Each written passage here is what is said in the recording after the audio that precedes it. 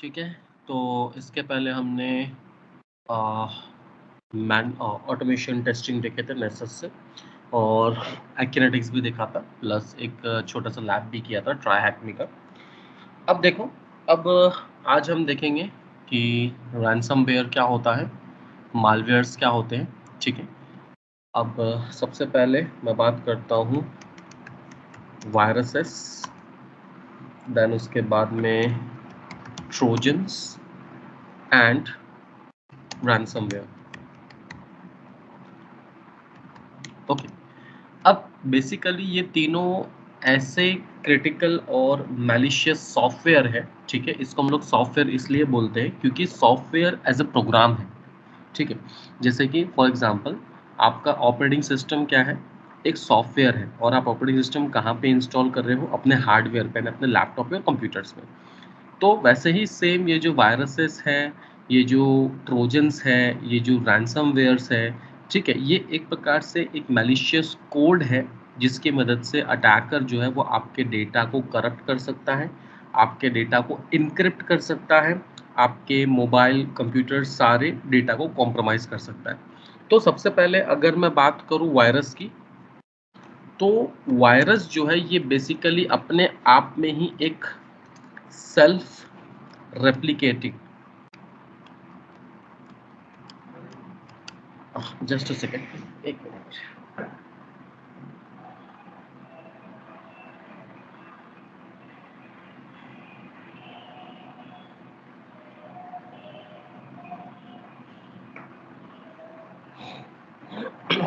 Okay, तो ये जो वायरस है ये अपने आप में ही एक सेल्फ रेप्लिकेटिंग होता है जो आपके अदर प्रोग्राम्स को इन्फेक्ट करता है और वायरस को स्प्रेड करता है।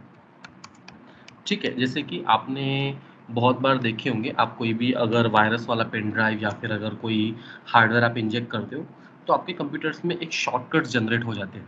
ठीक है, या फिर ऐसे चाइनीज़ लेटर्स में कुछ फाइल जनरेट हो जाती है, क्योंकि जब भी आप पेन ड्राइव अपने इसमें इंजेक्ट करते हो तो क्या होता है कि जो वायरस वाला पेन ड्राइव है वो आपके कंप्यूटर को भी स्प्रेड कर लेता है, जितने भी वायरसेस हैं। ठीक है, और उसको इन्फेक्ट करता है। ओके, और ये वायरसेस आते कहाँ से? ये वायरसेस तभी आते हैं जब कोई आप थर्ड पार्टी एप्लीकेशन डाउनलोड कर रहे हो या फिर थर्ड पार्टी डॉक्यूमेंट्स आप अगर डाउनलोड कर रहे हो, तो कोई भी अगर आप प्रोग्राम्स वगैरह सब डाउनलोड करते हो तो वहाँ से ही ये रेप्लिकेट्स होते हैं। देन इसके बाद आते हैं अपन ट्रोजन के लिए। ठीक है, अब अगर आप ट्रोजन की बात करोगे तो ये जो ट्रोजन है ये हमने ऑलरेडी देखे हैं एज ए बैकडोर। ठीक है, अगर आपको याद होगा तो MSF कंसोल और MSF वेनम की मदद से हमने एक ट्रोजन बनाया था जो आपके एंड्रॉयड में और अपने विंडोज़ में हमने इंजेक्ट किया था।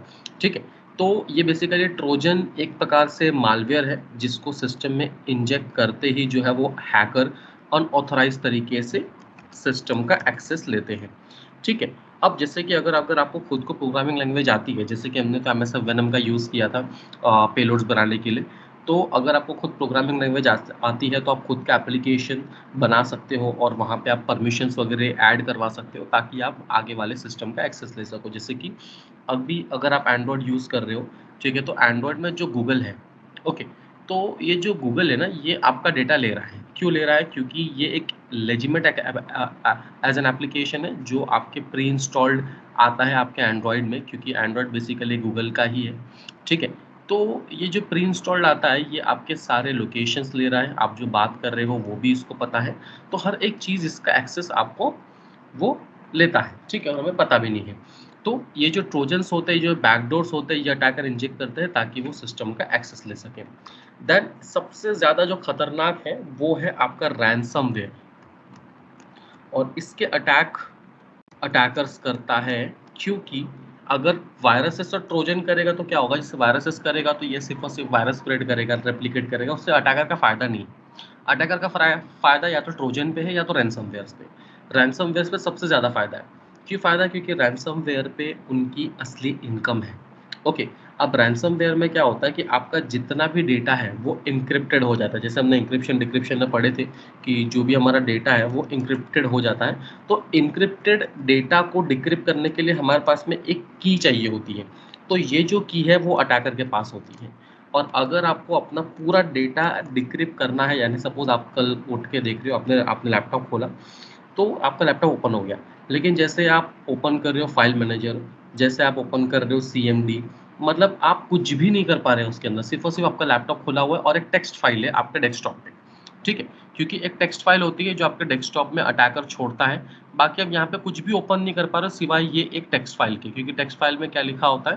टेक्स्ट फाइल में ये लिखा होता है कि अगर आपको डिक्रिप्शन की चाहिए, तो आप हमको $5000 $500 रुपीज़ दो, तब जाके जो है वो हम आपको डिक्रिप्ट करके देंगे, ठीक है?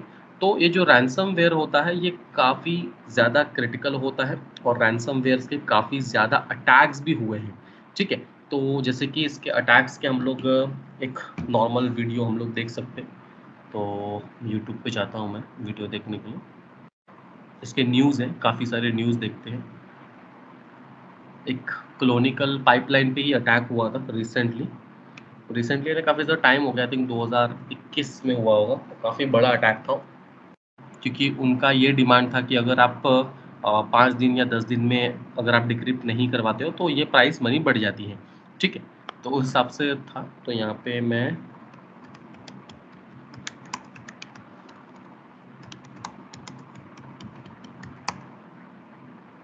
क्लोनिकल पाइपलाइन रैनसमवेयर, ठीक है? तो ये एक्सप्लेन तो नहीं, इसका क्विक न्यूज़ अपन देखते हैं। ये आई थिंक ये न्यूज़ में ही है, सी नेट वाला।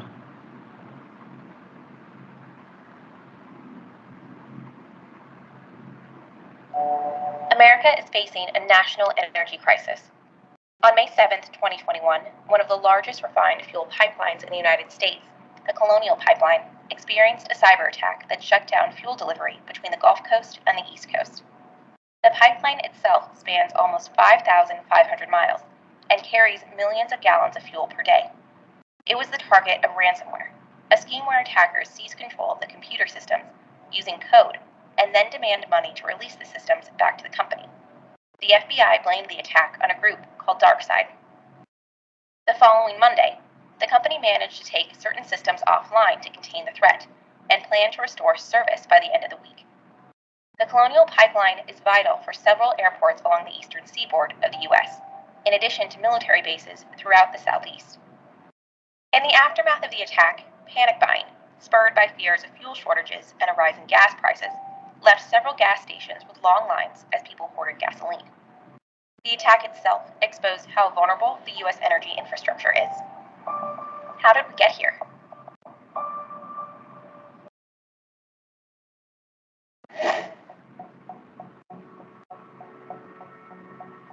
America's power grid is based on designs from the late 1800s. The goal was to provide electricity to as many people as possible at the lowest possible cost. The problem is, the original power grids were designed to meet the needs of the early 1900s, and although there have been incremental advances, these systems are outdated. America's power grid hasn't been updated since the 1960s. Americans consume about 5 to 6 times the amount of electricity as the average person, and the U.S. electric grid loses power 3 times more often today than in 1984. This equipment was designed 30, 40, 50 years ago. It was designed to do specific things. Run a motor, open a valve, run an assembly line.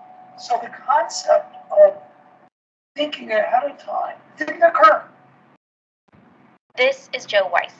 He's the managing partner of Applied Control Solutions in Cupertino, California, and the managing director of ISA 99, the International Society of Automation, that works to set international standards on control system cybersecurity. Weiss has documented over 1,300 incidents of power failure in the U.S. electrical system caused by cyber attacks. Very good example of how you can bring the grid down for months, not hours or days, months, is a vulnerability that was called the Aurora vulnerability. The Idaho National Laboratory ran the Aurora generator test in 2007 to demonstrate how a cyber attack could destroy physical components of the electric grid. The experiment used a computer program to rapidly open and close a diesel generator's circuit breakers out a face from the rest of the grid and caused it to explode.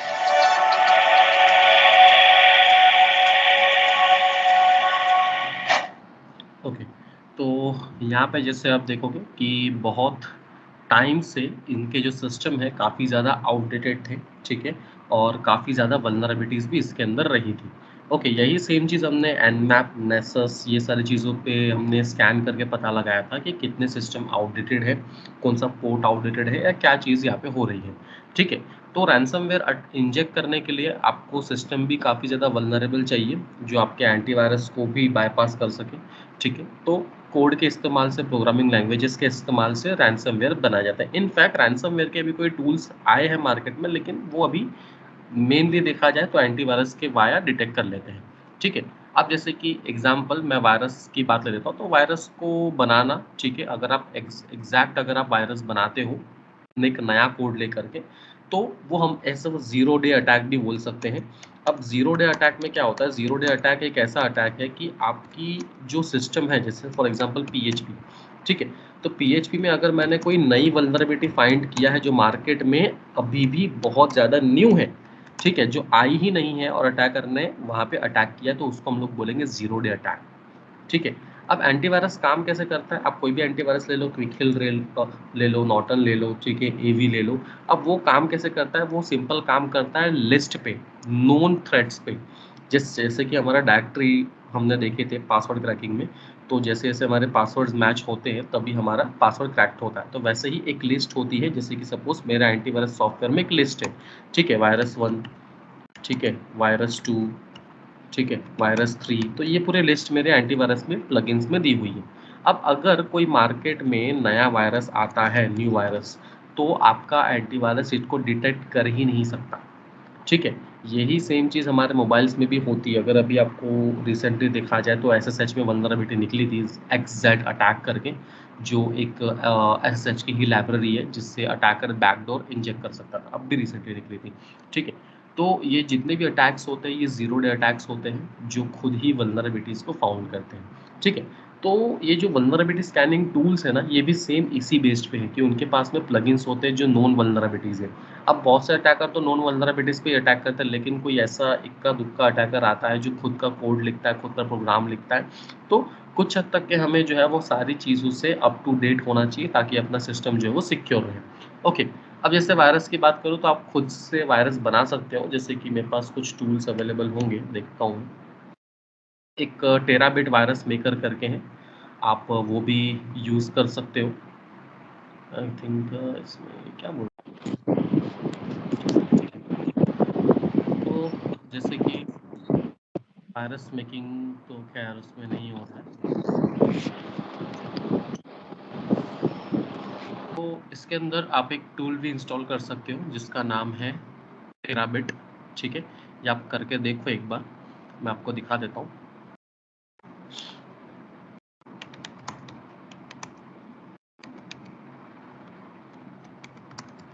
Virus maker, ठीक है, ये tool जो है आप यहाँ पे download कर सकते हो। हाँ, लेकिन एक चीज़ याद रखना, ये अगर टूल आप रन करोगे तो आपको वर्चुअल बॉक्स में ही रन करना है, ठीक है, क्योंकि अगर आप रियल इसमें अटैक करते हो तो ये आपके टास्क मैनेजर पे भी जा कर के स्टोर होता है, ठीक है।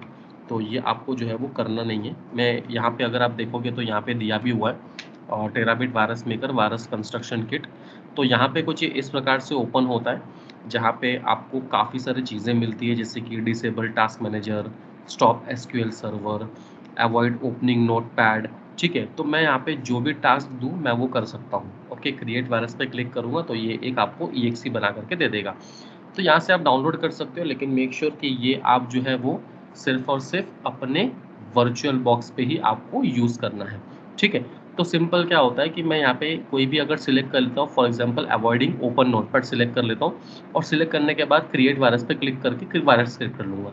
अब ये अगर वायरस मैं आगे वाले को भेजता हूँ तो आगे वाला जैसे ही क्लिक करेगा वो वायरस उसके इसमें इंस्टॉल हो जाएगा। अब ये वायरस डिलीट कैसे होगा? ये वायरस को आपको पूरा के पूरा रजिस्ट्री से भी डिलीट करना पड़ेगा, प्लस आपके जो प्रोग्राम्स के फाइल्स है वहाँ से भी आपको डिलीट करना पड़ेगा, क्योंकि जब आपका सिस्टम चालू होता है टास्क मैनेजर पे ये वायरस आपका रन करता है। मतलब आप दोबारा से अगर आप क्लिक नहीं भी करते हो तो भी ये वायरस आपके सिस्टम पे जाके स्टोर हो जाता है और आपको नोटपैड ओपन करने ही नहीं देगा जब तक कि वो वायरस आपके टास्क मैनेजर पे चल रहा है। ठीक है, और यहाँ पे देखो डिसेबल टास्क मैनेजर भी है। क्यों है? क्योंकि अगर मैंने टास्क मैनेजर डिलीट कर दिया तो आप टास्क मैनेजर भी ओपन नहीं कर पाओगे। ठीक है, तो हमेशा ये आपको अपने वर्चुअल बॉक्स में करना है। ठीक है, और एक चीज़ और है,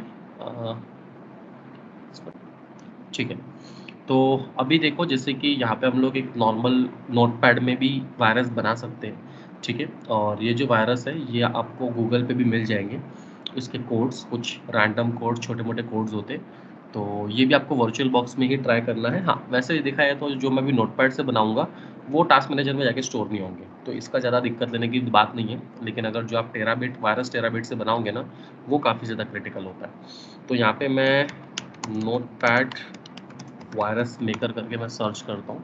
ठीक है, काफ़ी सारे यहाँ पे आपको ये दिख जाएंगे। ठीक है, क्या कहते हैं अपना ब्लॉग्स वगैरह दिख जाएंगे, तो आप कोई भी एक ब्लॉग से उठा लो।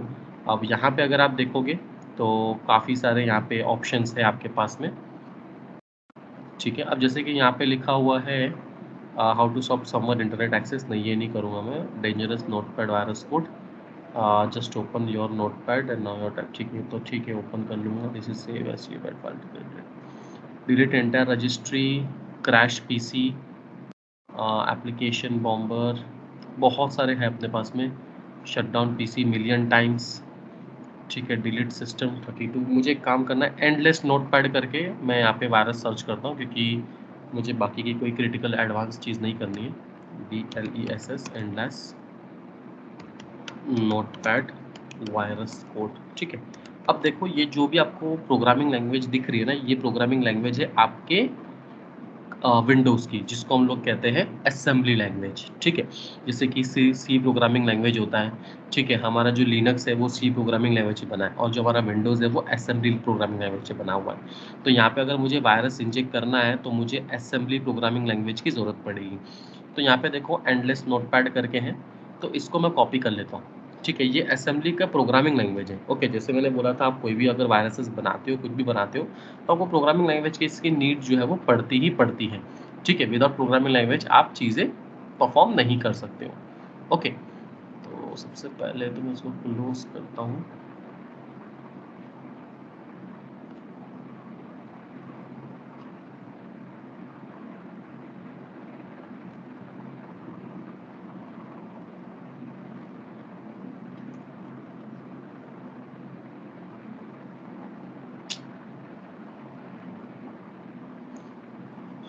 विंडोज़ 8 का यही एक इशू है। हाँ, ठीक है, अपने को चाहिए नोटपैड। ठीक है, एंडलेस नोटपैड करके वायरस है, तो वो हम लोग यहाँ पे बना रहे हैं। थोड़ा सा सिस्टम अगर हैंग भी हो जाएगा तो समझ लेना कि वायरस एग्जीक्यूट हो चुका है, क्योंकि एंडलेस नोटपैड के लिए थोड़ा सा रैम वगैरह ज़्यादा देना पड़ता है। ठीक है, पेस्ट करने के बाद इसको सेव कर लो .bat से। ठीक है, तो यहाँ पे मैं .bat, अगर मैं किसी को भी ये सेंड करूँगा तो आगे वाले का नोटपैड बार बार खुलता जाएगा कंटिन्यूअसली।